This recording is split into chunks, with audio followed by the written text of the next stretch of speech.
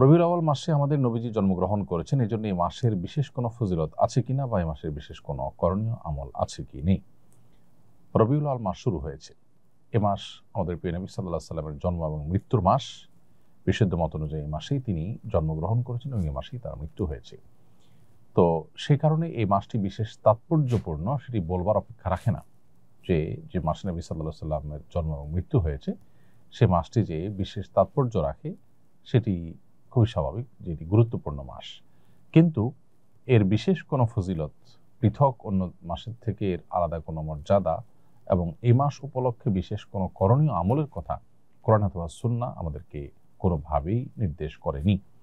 অতএব নবী সাল্লাল্লাহু আলাইহি সাল্লামের জন্ম মাস বা তার ওফাতের মাস হিসেবে এই মাসটি আমাদেরকে হয়তো নবী সাল্লাল্লাহু আলাইহি সাল্লামের কথা স্মরণ করিয়ে দেয়, তার দুনিয়াতে আগমনের কথা, তার ওফাতের কথা আমাদেরকে স্মরণ করিয়ে দেয়। কিন্তু তাই বলে এই মাস উপলক্ষে আমাদের কোনো করণীয় নির্ধারণ কোরআন হাদিস আমাদের জন্য করেনি। সেই জায়গা থেকে আমাদের এই মাসকে কেন্দ্র করে নিজেরা কোনো আমল বানিয়ে নিলে সেটি বরং বিদআতে পর্যবসিত হতে পারে, সেদিকটি আমাদের খেয়াল রাখতে হবে। রবিউল আউয়াল মাস উপলক্ষে বাইতুল মুকাররমে প্রতি বছর ইসলামী বইমেলা অনুষ্ঠিত হয়। নবীজির জন্ম মাস উপলক্ষে এই ধরনের আয়োজন এর শরীয়ী বিধান কি? এটা মৌলিকভাবে কোনো নাজায়েজ বিষয় না, বরং দিন চর্চার জন্য বিভিন্ন উপলক্ষ খুঁজে দিন চর্চা করা, দিন ইলম চর্চা করা, এটা কোনো খারাপ বিষয় না।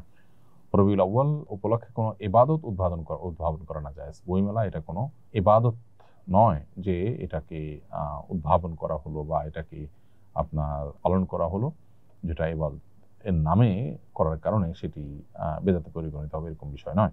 বড় ছেলে আমাদের খোঁজ খবর নেয় না এবং আমাদের সাথে ভালো আচরণও করে না, তাই আমি আমার সমুদয় সম্পত্তি ছোট ছেলেকে দিয়ে যেতে চাই, এটা কি আমার জন্য ঠিক হবে? শরীয়ত কি আমাকে অধিকার দেয়?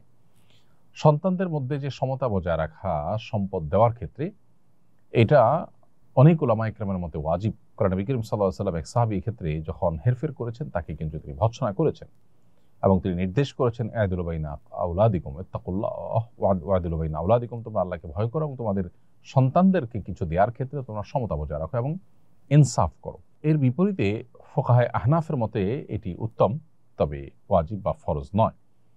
তো এটার উপর ভিত্তি করে যদি কোনো সন্তান ফাসেক হয়, ভুল পথের যাত্রী হয়, ভ্রষ্ট হয়, খারাপ হয়, তাহলে বাবা মা উপহার উপঢৌকন দেওয়ার ক্ষেত্রে তাকে যদি খারাপ সন্তানকে যদি কোনো কিছুই না দেয়, সেক্ষেত্রে ফুকাহা হানাফি উলামা ইকরাম সেটিকে জায়েজ বলেছেন। যেমন মুফতি শফি সাহেব রাহিমাহুল্লাহ এটিকে জায়েজ বলেছেন, কিন্তু আর উলামা ইকরাম এটিকে জায়েজ বলেন না এবং অন্যান্য উলামা ইকরাম এটিকে জায়েজ বলেন না। কারণ সন্তানকে সম্পদ দেওয়া এটা বাবা মার কর্তব্য।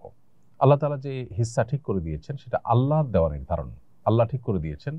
অতএব এটা ফরজিয়াতুম মিন আল্লাহ, আল্লাহ নির্ধারণ, এটাকে লঙ্ঘন করার কোনো সুযোগ বাবার নেই। বাবা যেটি করতে পারেন সেটি হলো সন্তানদের মধ্যে কেউ হয়তো একটু বেশি ভালো, তাকে একটু উপহার দেওয়ার ক্ষেত্রে শুধু ভালো হওয়ার কারণে উৎসাহ দেওয়ার জন্য পুরস্কার স্বরূপ একটু বাড়িয়ে দিলেন, এটা সর্বসম্মতিক্রমে জায়েজ। কিন্তু সম্পূর্ণভাবে বঞ্চিত করবার এখতিয়ার আসলে বাবার বা মায়ের থাকে না।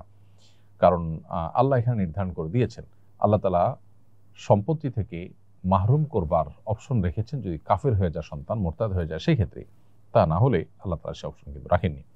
আমি অনার্স করতে চাচ্ছি, এখন আমি কমার্স ভালো পারি, কমার্স লাইনে কি পড়তে পারবো? কারণ সেখানে হিসাব বিজ্ঞান আছে, হিসাব বিজ্ঞানের সুদ পড়তে হয়, আমার করণীয় কি?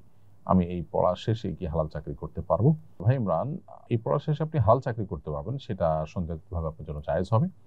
আর সুদের হিসাব কষা টষা এই বিষয়গুলো যদি আপনি এ উদ্দেশ্যে শেখেন যে আসলে কি পরিমাণ সুদের চর্চা আমাদের শিক্ষার নামে আমাদের পাঠ্যপুস্তকে, আমাদের শিক্ষা কারিকুলামে আছে, সে সম্পর্কে আপনি জানলেন এবং এটার প্রতি আপনার ঘৃণা তৈরি হলো এবং অন্যদেরকে সতর্ক সচেতন করতে পারলেন, তাহলে সেক্ষেত্রে আপনি পড়তে পারেন।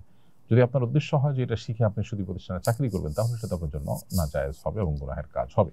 এহরাম অবস্থায় ইচ্ছাকৃতভাবে সুগন্ধি ব্যবহার করা নিষেধ, কিন্তু কাবা শরীফের দরজার চৌকাঠ বা গায়ে সুগন্ধি লেগে থাকে, কেউ যদি অবশেষে দোয়া করার জন্য সেটা ধরে এবং তার হাতে সামান্য সুগন্ধি লেগে যায়, তাহলে এতে কোনো গুনাহ বা উমরার ক্ষতি হবে কিনা? উত্তর হলো, সামান্য সুগন্ধি যদি লেগে যায় ইচ্ছার বাইরে তাহলে গুনাহ হবে না, তবে সাদকাতুল ফিতর পরিমাণ সাদাকা করে দিতে হবে ইচ্ছার বাইরে যদি লেগে যায়। তাহলে দোকান উদ্বোধনের সময় সমাজে প্রচলিত মিলাদ পড়া জায়েজ হবে কিনা? দোকান উদ্বোধনের সময় বিসমিল্লাহ বা আল্লাহর নাম নিয়ে আপনি শুরু করবেন, যে কোনো ভালো কাজ আল্লাহর নাম নিয়ে শুরু করলেই যথেষ্ট হয়ে যায়। এই ছাড়া আপনি দোকান উদ্বোধনের নামে যদি প্রচলিত মিলাদের আয়োজন করেন, তাহলে সেটা শরীয়ী দৃষ্টিকোণ থেকে কোনো জায়েজ কাজ হবে না, বরং বিদআতে পরিগণিত হবে। নবী করিম সাল্লাল্লাহু আলাইহি সাল্লাম বা সাহাবায়ে কেরাম কারোর মধ্যেই কিন্তু এরকম কোনো আমল পাওয়া যায় না যে তারা কোনো ঘর বাড়ি উদ্বোধন করার জন্য কোনো বিশেষ আমল করে তারপরে বিশেষ কোনো আনুষ্ঠানিকতা করে এ জাতীয় কোনো কিছু করে তারা উদ্বোধন করেছেন, এমনটি পাওয়া যায় না। আস-সুন্নাহ ফাউন্ডেশন, উম্মার স্বার্থে সুন্নাহর সাথে।